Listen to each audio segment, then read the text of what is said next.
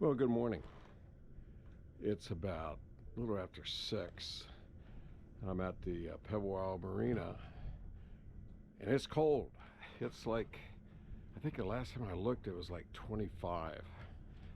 And there's frost and ice all over the boat.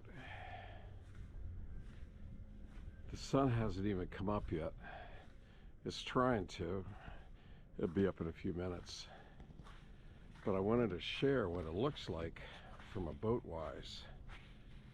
So we're heading out this morning. Of course, there's a good layer of rime frost, and the docks are slippery as can be.